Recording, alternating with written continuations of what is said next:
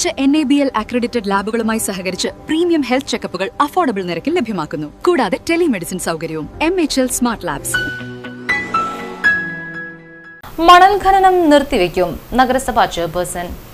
കടുത്ത പാരിസ്ഥിതിക ആഘാതം സൃഷ്ടിക്കുന്ന കനോലി കനാലിൽ പുല്ലുറ്റ മഞ്ഞനപ്പള്ളി പ്രദേശത്തെ മണൽ ഖനനം നിർത്തിവെക്കുമെന്നും ജനങ്ങളുടെ ആശങ്കകൾ പരിഹരിച്ചു മാത്രമേ അനുമതി നൽകുകയുള്ളൂവെന്നും നഗരസഭാ ചെയർപേഴ്സൺ ഹണി പീതാംബരൻ പറഞ്ഞു.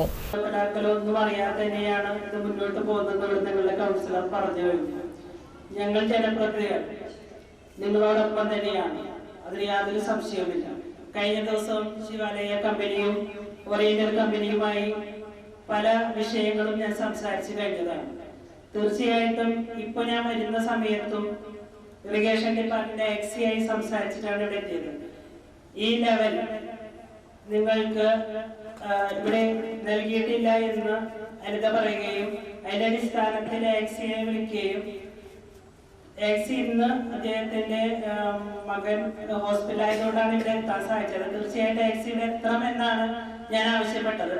അപ്പൊ എക്സിക്ക് ഈ ഒരു ഒഴിവുകേടുള്ളത് കൊണ്ടാണ് എനിക്ക് എത്താൻ പറ്റാത്തത്. അതുകൊണ്ട് നാളെ തന്നെ ഞാൻ ഇവിടെ വന്ന് അതിനെ ഉള്ള തീരുമാനമെടുക്കും എന്നതാണ് എക്സിനോട് പറഞ്ഞിട്ടുള്ളത്. ലെവൽ നിങ്ങൾക്ക് ബോധ്യപ്പെടുത്തി തന്നെ തരും എന്നാണ് എന്നോട് പറഞ്ഞിട്ടുള്ളത്.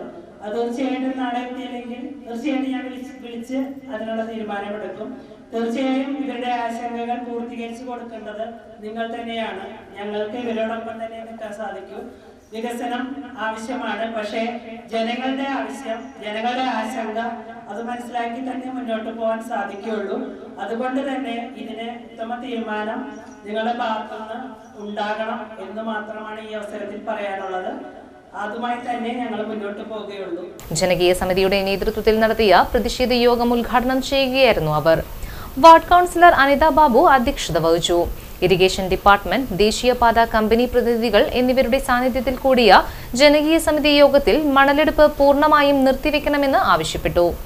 ഇറിഗേഷൻ ഡിപ്പാർട്ട്മെന്റ് പൗരസമിതിയുടെ സാന്നിധ്യത്തിൽ പുഴയിലെ നിലവിലെ ആഴം പരിശോധന നടത്തി നഗരസഭയ്ക്ക് റിപ്പോർട്ട് നൽകുകയും ചെയ്യണമെന്ന് ചെയർപേഴ്സൺ പറഞ്ഞു.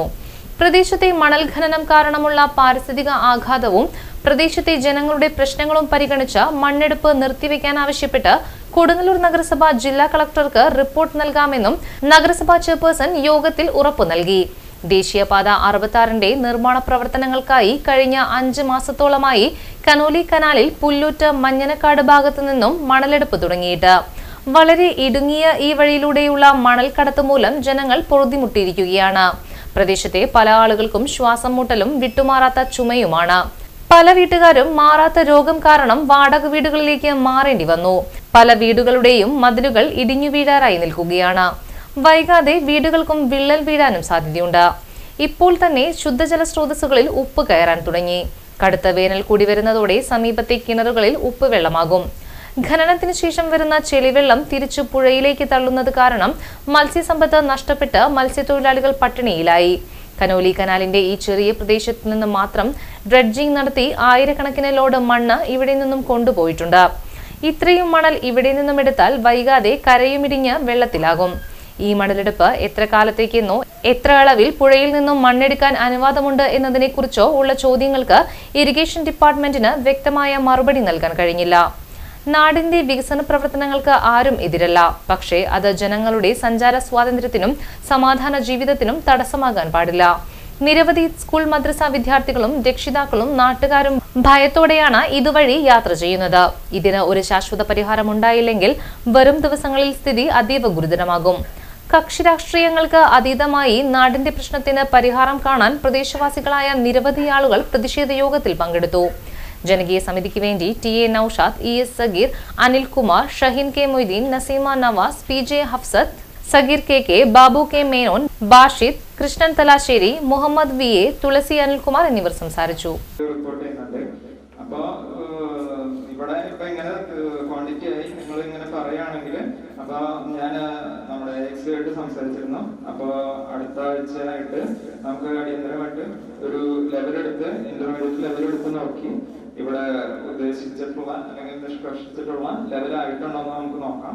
ആയിട്ടുണ്ടെങ്കിൽ നമുക്ക് അപ്പൊ തന്നെ ഇവിടുത്തെ ഡ്രെഡ്ജിങ് നിർത്താനായിട്ട് സാധിക്കും. പക്ഷെ ലെവൽസ് ആയിട്ടില്ല എന്നുണ്ടെങ്കിൽ പിന്നെ നമുക്ക് ചെയ്യാൻ പറ്റില്ല. കാരണം ആ ലെവൽസിലേക്ക് എത്തുന്നവരെ വർക്ക് ചെയ്യാനുള്ള അനുമതി എക്സിക്യൂട്ടീവ് എഞ്ചിനീയർ കൊടുത്തിട്ടുണ്ട്.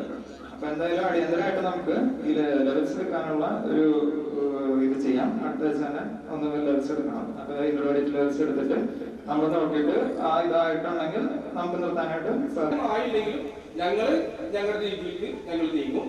പക്ഷെ ഞങ്ങൾക്ക് നിർത്തി തന്നേ പറ്റും. അതിൽ യാതൊരു വിധ ജനങ്ങളുടെ ഭാഗത്തുനിന്നുള്ള വിട്ടുവീഴ്ചയും ഒരു ഡിപ്പാർട്ട്മെന്റും പ്രതീക്ഷിക്കേണ്ട. ജനങ്ങൾ ഒറ്റക്കെട്ടായിട്ട് ഇതിനെതിരെ മരണം വരെ ഇനിയിപ്പോ അത് തന്നെ വേണ്ടി വന്നാലും ഞങ്ങൾക്ക് പ്രശ്നമല്ല. എന്നുവെച്ചാൽ വീടുകൾക്ക് നാശത്തിന്റെ വർക്കിലാണ്. വീടുകളൊക്കെ വീണ്ടും തുടങ്ങി. അതിലുപരി ജനങ്ങൾക്ക് ജീവിക്കണ്ടേ എന്ന് വെച്ച് കഴിഞ്ഞാൽ മണ്ണ് ഒരു അളവ് വേണം.